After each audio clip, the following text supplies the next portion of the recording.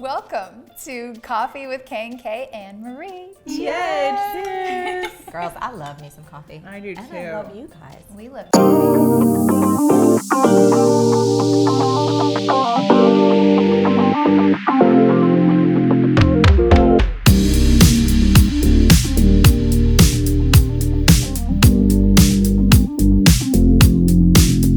So today we have Marie Forleo, and she is the founder of Marie TV and B School, and Oprah called her the thought leader of the next generation. Today we're talking about how finding success in life and your career is an inside job. Yes, it is. Oh, Yes, it is. So I just have to brag on these guys for a minute because a couple things.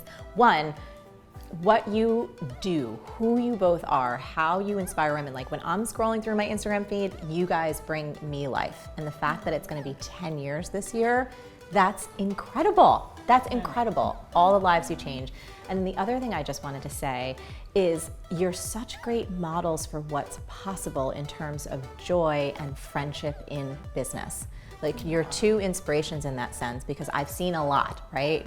With B School, we've had over 44,000 grads, so many different types of businesses, people from 130 countries, and you guys just always rise to the top of my mind of beacons of light in that sense of so much joy and fun and play and what embodying the next kind of generation of business really should look like. So congrats. Thank you. It's the truth. Well, thank you, but you've been doing this for quite some time, and I Yes. imagine almost 2 decades. Yeah. Almost 2 decades. Like, oh gee, you guys, when I started Pro. thinking about online business and even thinking about this world, it was 1999/2000. Like no one had heard of coaching. Wow. It's crazy, right? Yeah. And I just remember this whole new world and then starting to do email marketing in like the year 2000, 2001, where no one really knew what that was. You were And so ahead. It and was you were having amazing. conversations that people weren't having yet, so Yes. people gravitated towards you. Like you're Yeah. the How OG in did all of it. you know to go into that? Like, what was it? It was a lot of failure and a lot of misery. So, you know, when I graduated from school, I went to Seton Hall University. I started off on Wall Street on the New York Stock Exchange because I'm a person who has a lot of energy, and that was the kind of job path that I thought I could really excel at. But I think many people can relate to this. You know, it was about 6 or 8 months in, and I kept hearing this little voice that this wasn't what I was meant to do. And I felt so ashamed because I'm the first in my family to go to college. No one had ever done that. My parents busted their asses to put me in school. And here I was with a job wanting to quit, knowing how grateful I should have been to have a steady paycheck and all the health benefits. So anyway, it was this small, still voice. The problem was the voice was telling me this is not what you're meant to do, but it didn't tell me what I was supposed to do instead.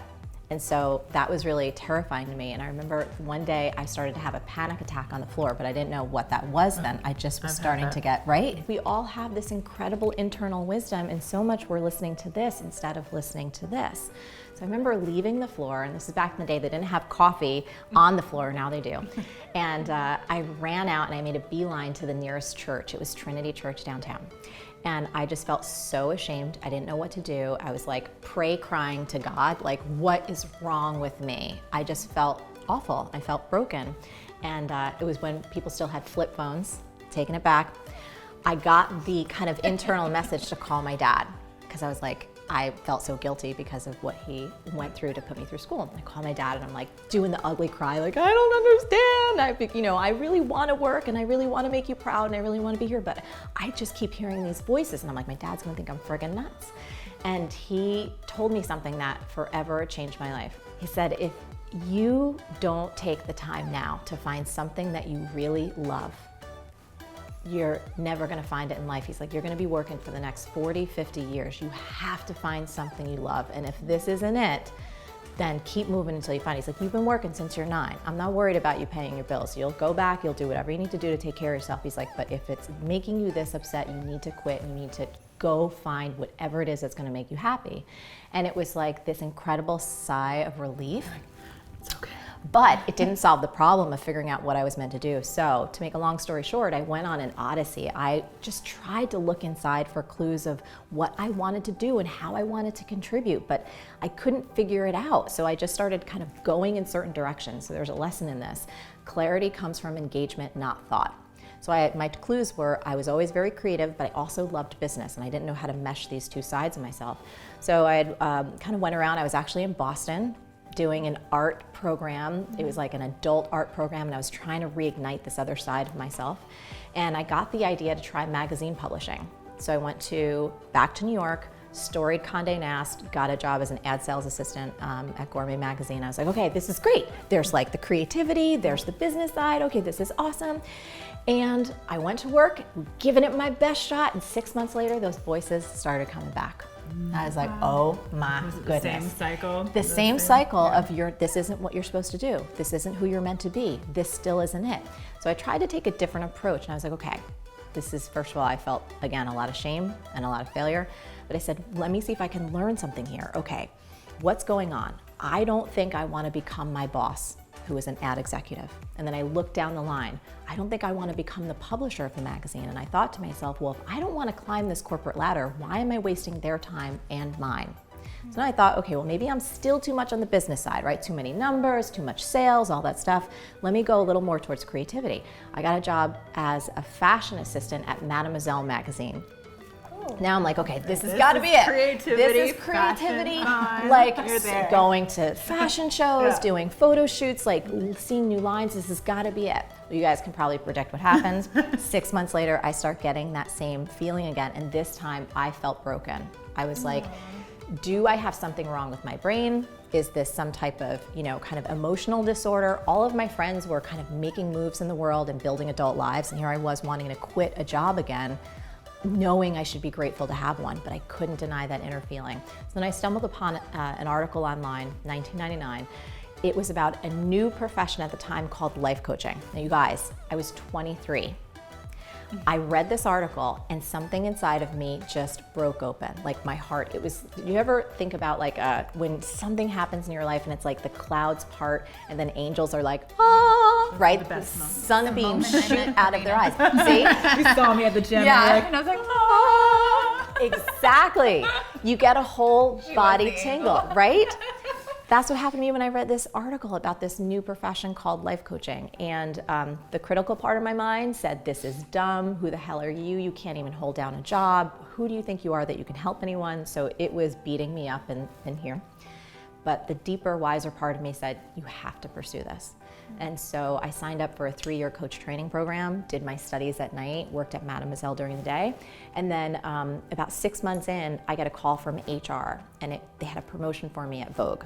So I had this proverbial fork in the road, right? It was like, keep the steady paycheck, keep the health benefits, go for more prestige, work at the best fashion magazine in the world, or quit and do this weird life coaching thing that you have no friggin' clue how to do, no money, tens of thousands of dollars in debt after school, and do that. So of course I did that. And that was the beginning. Wow. So what made you know that was what your passion was? Because I had failed, tried so many different things and kept having that same feeling like I wasn't where I was meant to be, but this felt different. Even though it didn't make logical sense in my mind, there was something instinctual. Yeah. It was like a pre-verbal sense in my heart and in my gut that said, go. You will figure it out. You can figure it out. And I think because I had run so hard into so many different walls and that didn't work, I was like, well, what do I got to lose? Yeah. So you were meant to help other people with their lives too, yeah. And that was your calling. Yeah. I'm literally going to send this video to so many women in my life. I can't put it into words when someone says, I don't know what my passion is. Like, what am I supposed to do for work? And like, or I'm working in a hospital and I'm miserable. And like, what am I supposed to do this? I paid for school. I'm still paying off this for school. Yeah. And then I'm in the hospital. Is it too late to change? Like, it's I don't know never what to too say late. to them. It's never too late. And here's the thing. We have to start small with whatever is in front of us right now. When you start bringing passion to everything, making your bed, brushing your teeth, walking the dog, picking up the poo, like whatever it is, I love picking up you totally change how you're approaching your life. But here's the big thing. You open up this creative channel so that your own innate wisdom can start to speak. Because otherwise you're like pushing against reality, arguing against what is, and operating from here. All intelligence, true intelligence, in my perspective, and creativity lives in the body, not the mind. This thing is a wonderful tool and a terrible master. Yeah. And the technology we're on right now, the algorithm, most people don't know this. The algorithm is learning to prioritize negativity. What happens on Instagram and Facebook, negative, kind of rageful posts get more activity. So the algorithm learns that people want more of that because all it's prioritizing is what gets the most action. So it's showing you more things that are negative, which is training our brains in the most horrific, it's almost like psychological terrorism. And most people don't realize it. Yeah. That's why I love meditation so much, because it gets you out of your head. And I actually, even if I sit in silence for 20 or 30 minutes, I actually meditate with my whole body and like bring my body into my mind and put so much focus, because we do ignore that lower part. Even if you're exercising, sometimes your mind is still elsewhere. When you put me through the meditation, I felt like my body was floating. Yeah. Like I was like, It's like the only way I can like connect everything and be connected to the universe. And don't you find that you think more effectively? Yeah. well, you lead Bella through meditations when she's like terrible twos. Like, if you girls have questions about career, passion, how to find that purpose, how to even just any of the things that she has been talking about, anything at all, comment below and we're going to be chatting with you. And I'll come in and chat, Yeah. absolutely, for sure. Well, cheers. Cheers. Thanks for having me on, you so guys. I love motivated you. right now. I know.